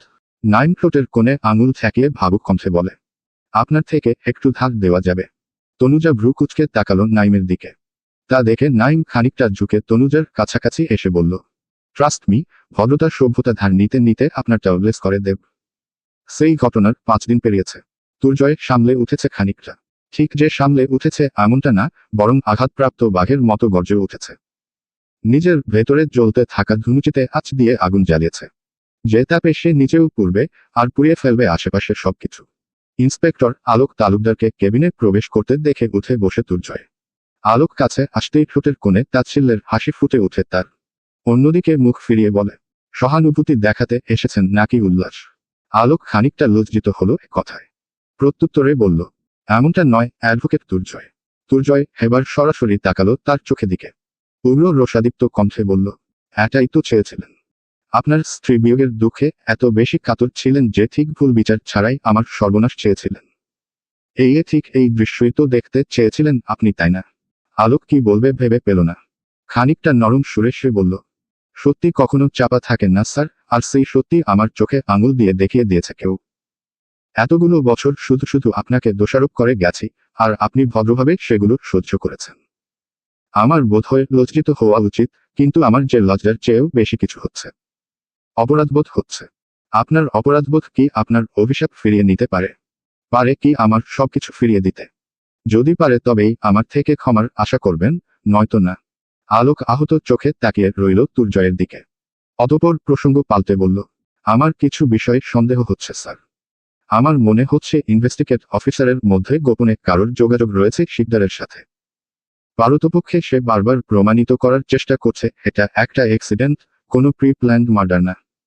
দুর্জয় চুপচাপ শুনল সবটা, কোনো প্রত্যুত্তর করল না। তা দেখা আলোক আবারও বলে উঠল, আরও একটা বিষয়ে আমার সন্দেহ হচ্ছে। এই ব্যাপারে আমি শতভাগ নিশ্চিত নই, তাই আপনাকে জানানো সঠিক হচ্ছে কিনা জানি না। তবে আমার ধারণা ম্যাডামকে আগে থেকেই সরিয়ে ফেলা হয়েছে। দুর্জয় চমকে তাকালো আলোকের দিকে। চোখ মুখ তার থমথমে। আলোক থেমে থাকল না।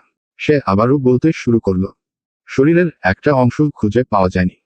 আগুনের তাপে বডি তো একেবারে ভ্যানিশ হয়ে যেতে পারে না। শরীরের হাড় এত তাড়াতাড়ি পুড়ে ছাই হয়ে যায় না। আমার সন্দেহ তিনি বেঁচে আছেন, আশিকদারদের কাছেই আছেন। কিছু শব্দ, কিছু কথা যেমন করে মনের আশা জাগায়, তেমন করেই একটা ফুটবল শরীরে মুহূর্তেই শক্তি যোগান দেয়। এজন্যই বোধহয় বলে, কথার চেয়ে বড় ওষুধ আর কিছু নেই দুনিয়ায়। শব্দের মাধ্যমে যেমন মানুষের বুকে ছুরি চালিয়ে তাকে নিঃশেষ করা যায়, তেমনি কারো নির্জীব সত্তায় প্রাণ ঢেলে দেওয়া যায়।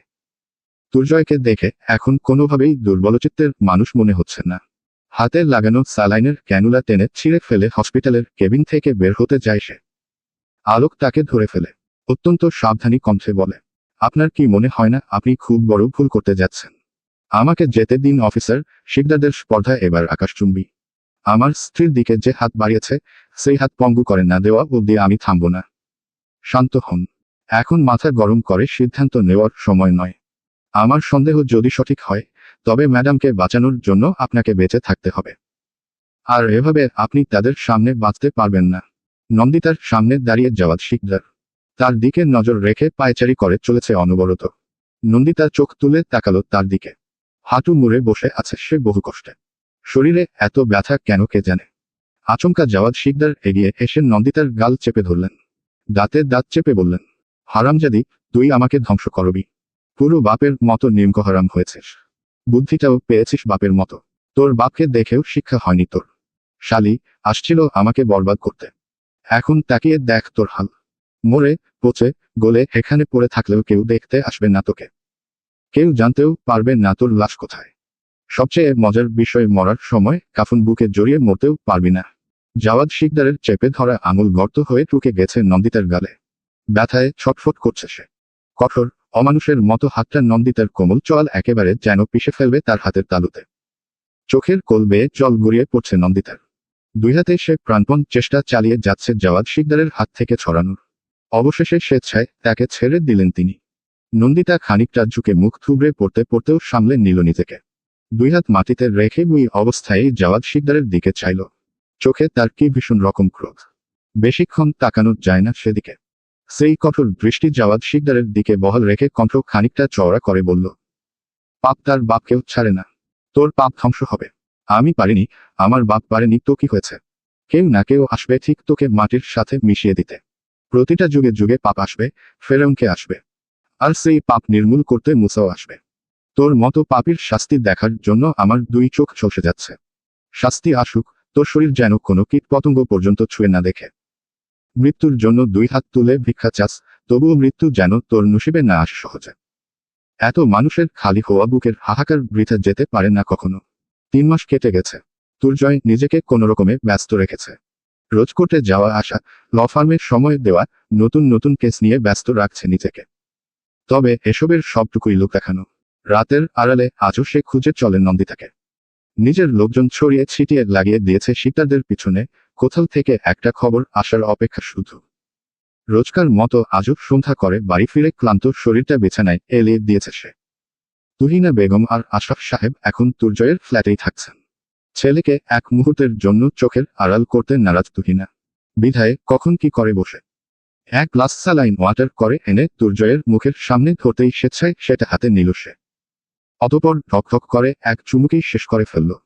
ফাঁকা গ্লাসটা হাতে নিয়ে তুহিনা দাঁড়িয়ে রইলেন একইভাবে, যেন কিছু একটা বলতে চান। ব্যাপারটা খেয়াল করে দুর্জয় উঠে বসল কোনো ক্রমে। সকাল থেকেই শরীরটা ভালো যাচ্ছে না তার। বিগত নির্ঘুম রাতগুলোর ফল এগুলো। তবে সেসব কিছুকে পাত্তা দিতে চায় না সে। কিছু বলবে, আজ না গেলে হয় না। তুহিনা খানিকটা আমতা আমতা করে বললেন, এমন আবদার কেন করো যেটা আমি পূরণ করতে পারবো না? তোমাদের জোরাজোরিতে আমি আমার স্বাভাবিক জীবনে ফিরেছি, তো এবার আমার মানুষটার জন্য তার নির্দিষ্ট সময়টা কেড়ে নিতে চাইবেন না প্লিজ। ব্যাপারটা তাহলে মোটেই ভালো হবে না। তুমি অসুস্থ। নিজের দিকে খেয়াল না রাখলে মেয়েটাকে খুঁজবে কিভাবে? নিজের দিকে শেষ কবে তাকিয়েছ মনে আছে? পুরো রাত নির্ঘুম কাটিয়ে শহরে অলিগলিতে খুঁজে বেড়াও। কখনো কখনো তো আমাদের না জানিয়ে শহরের বাইরে পর্যন্ত চলে যাও। ভোররাতের দিকে এসে কয়েক ঘন্টা মরার মতো পড়ে থেকে এরপর আবার লেগে পড়ো নিজের দায়িত্ব পালনে। এভাবে শরীর চলে। তুমি দিন দিন কি পরিমাণ অসুস্থ হয়ে যাচ্ছ খেয়াল করেছ? কেন করছো নিজের সাথে এমন অত্যাচার? আমি খেয়াল করব, সবকিছুতে নিয়মিত হব। শুধু তাকে ফিরে পেতে দাও। তুমি শুধু নামাজের পাটিতে কাঁদতে কাঁদতে আমার সুস্থতা চাওয়ার বদলে তাকে ফিরিয়ে দিতে বলো। বিশ্বাস করো আম্মা, তাকে সামনে দেখলেই আমি সুস্থ হয়ে যাব। একদম সেই আগের মতো হয়ে যাব। তুমি শুধু উপরওয়ালাকে বলো না, তাকে যেন ফিরিয়ে দেয়। আর তো কিছু চাইনি আমি। চোখের কোলে জল টলমল করছে তুহিনার। ছেলেকে এসব দেখাতে চান না তিনি মোটেও, তাই তো আর কথা না বাড়িয়ে ফিরে এলেন সেখানে থেকে। এর পরপরই জ্ঞান হারালো দুর্জয়। ফুটবল শরীর আর বইতে পারল না বেশিক্ষণ, ছেড়ে দিল ভর বিছানায়। দুর্জয়ের যখন জ্ঞান ফিরল, গা কাঁপিয়ে জ্বর এসেছে তার। শরীর উষ্ণতায় পুড়ে যাচ্ছে। ঘড়ির দিকে তাকিয়ে দেখল রাত 12:10। নিজেকে টেনে হিঁচড়ে ওয়াশরুমের দিকে নিয়ে গেল সে। অতঃপর শাওয়ার ছেড়ে দাঁড়িয়ে পড়ল তার নিচে। প্রথম অবস্থায় কেঁপে উঠল পুরো শরীর। ঠান্ডা পানির তপ্ত শরীরে পড়ায় কেমন যেন সখ্যাল। কিন্তু ধীরে ধীরে সয়ে গেলে সবটা। খুব অল্প সময় শাওয়ার নিয়ে বের হয়ে এলো সে। কালো হুডি, কালো ঢিলেঢালা প্যান্ট, সাথে গায়ে জড়ানো পাতলা চাদর। ডাইনিং টেবিল ছেড়ে বের হতে গিয়ে খেয়াল করলো পেট মুচড়ে উঠছে তার খিদেতে। ডাইনিং টেবিলের উপর রাখা ব্রেডের প্যাকেট হতে 4টে স্লাইস তুলে নিয়ে শুকনো ব্রেড চিবাতে চিবাতে বের হয়ে পড়ল সে। শুনশান রাস্তা। গোটা দিনের কোলাহল ছাপিয়ে শহরের রাতটা হয় বড্ড নির্জীব, প্রাণহীন। যেন কোনো মৃত্যুপুরীতে এসে হাজির হয়েছে। তবে এই নির্জনতা, এই নিঃসঙ্গ দুর্জয়ের বেশ লাগে। এই একাকীর সময়ে নন্দিতাকে অনুভব করে সে। মনে হয় যেন তার পাশেই পা মিলিয়ে হাঁটছে সেও। এটা সেটা নানান কথা বলতে বলতে বিরক্ত করে ফেলছে তাকে। দুর্জয় মাঝে মাঝে চোখ রাঙায়। এতে উল্টে সে হেসে ওঠে। এই নির্জন রাস্তায় তার হাসির ঝংকার যেন দূর দূর অবধি শোনা যায়। দুর্জয় পরাজিত সৈনিকের মতো সেই হাসির দিকে তাকিয়ে নিজেও হেসে ফেলে। স্যার, জাওয়াদ শিকদারের টিকিটও পাওয়া যাচ্ছে না কোথাও।